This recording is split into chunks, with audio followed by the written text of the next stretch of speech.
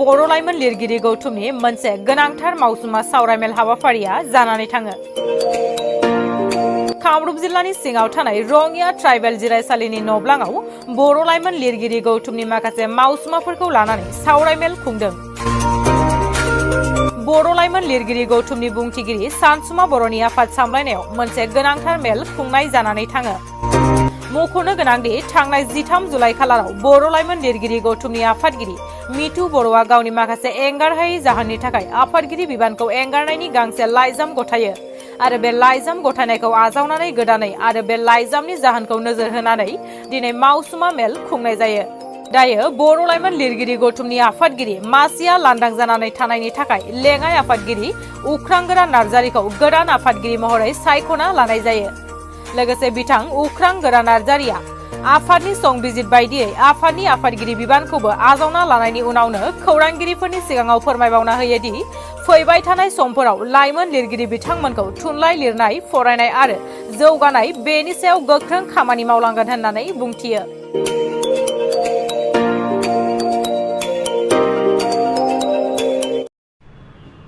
बे समाव साफ्रोमबो खौरांगिरि बिथांमोननिसिम गिबियावनो साबायखर जासिबाय बर' लाइमोन लिरगिरि गौथुमनि जानानै।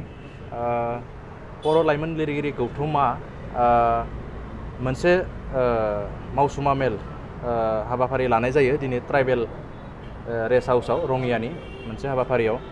दा बेवहाय मख'नो गोनां बाथ्राया बेनो थांनाय 13 जुलाइ खालि जोंहा बर' लाइमोन लिरगिरि गौथुमनि मानगोनां आफादगिरि मिथु बर' बिथाङा खायसे उसुबिदानि थाखाय बिथाङा जोंनि बर' लाइमोन लिरगिरि गौथुमनि बिबानखौ बिथाङा नागारनायनि गांसे लाइजाम दैथायहरो।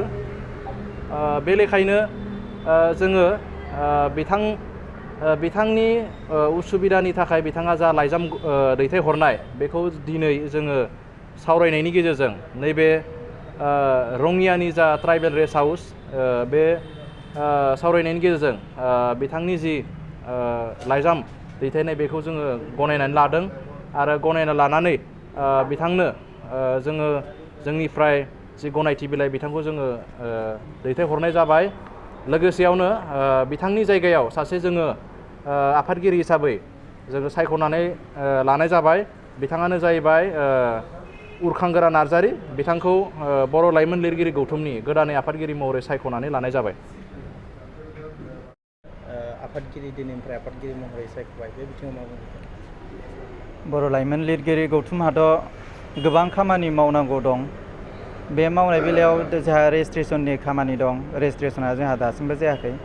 बेखौ मावफुंनांगौनि बेलायाव दिनै जोंनि बर' लाइमोन लिरगिरि गौथुमनि आफादगिरिया हरखाब बिबान नागारनायनि लाइजाम होनाय लेखा जों बेखौ आजावनो गोनां जानायजों लोगोसे दिनै बेनि जायगायाव आंखौ गोदानै हरखाब मावफुं मेल लेंनायनि गेजेरजों बिबान होनाय लेखा आंबो आजावनानै लाबाय। आजावनानै लानायनि लोगो लोगोनो आंबो बेफोरबायदि हाबाफोरखौ मोजाङै मोजां मावफुंलांनो होननानै आंबो समायखिरा लाबाय आरो लाइमोन लिरगिरि गौथुमाव जेबायदि जौगानायनि हाबा मावनांगौ बे हाबाफोरखौ मावफुंनो थाखाय आङो जोंनि बर' लाइमोन लिरगिरि गौथुमनि साफ्रोमबो दैदेनगिरि बिथांमोननि हेफाजाब आरो सम दिहुननानै आंजों लोगोसे ओंखारफानानै माखासे मावनांगौ हाबाफोरखौ मावफुंनायाव हेफाजाब होगोन होननानै आङो मिजिंथिदों। आरो बेजों लोगोसे जोंनि बोसोनगिरि बिथां अमृत खिरखातारि बिथाङाबो जोंखौ बेफोरबायदि हाबा जौगानायनि हाबा मावनायाव हेफाजाब होगोन होननानै आं बिथांनिसिमबो आसा खालामदों। लोगोसे जोंहा दानथामारि जथुम्मा दङ। दानथामारि जथुम्माजों लोगोसे बोसोरारि जथुम्मा दङ। जों बेफोर जथुम्माखौ फारि फारियै खुंफुंनो थाखाय जोङो बिदिनो जायगा जायगा जेरै गोबां दाब दाब जायगाफोरावहाय खुंनो थाखाय जोङो बेखौ थांखि लादों। दा बेफोरखौ खुंफुंनायाव जोङो गोबां माखासे मावनांगौ खामानिफोर दङ। दा बेफोरखौ मावफुंनो थाखाय आङो दिनैनि बे बिबान गथायनायजों लोगोसे बिबान आजावनायजों लोगोसे आङो समायखिरा लाबाय। बर' लाइमोन लिरगिरि गौथुमनि जिहेतु हाबा मावनांगौ गोबां दङ नंगौ। गिबि खामानि हिसाबै जिहेतु नोंथाङा आफादगिरि मासिखौ जाबाय, बे बिथिङाव नोंथाङा गिबि खामानि हिसाबै गिबि खामानियाथ'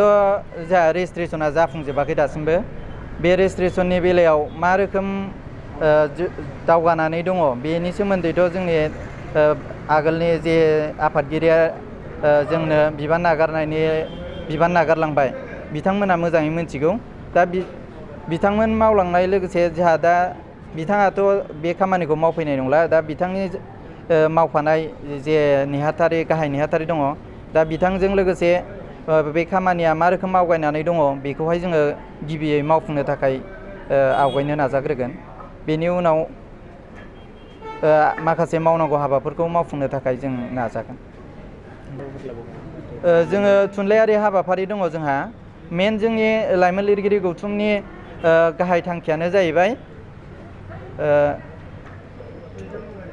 थुनलाइ लिर, फराय आरो जौगा।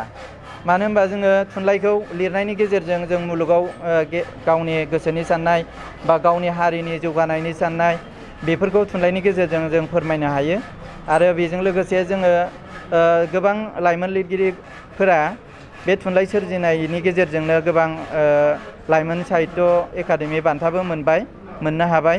जोंनि गेजेराव जों बर' लाइमोन लिरगिरि गौथुम दानायनि मेन गुदि थांखियानो जाहैबाय जोङो आसामाव थानाय दाब दाब जायगानि लाइमोन लिरगिरिफोरखौ खौसे खालामनायजों लोगोसे बिसोरनि थुनलाइ सोरजिनायनि जों सुजुग सुबिदा होनाय आरो थुनलाइ सोरजिनायाव बिसोरखौ जौगाखांहोनायनि थाखाय लामा दिन्थिनाय। एसेनोसै।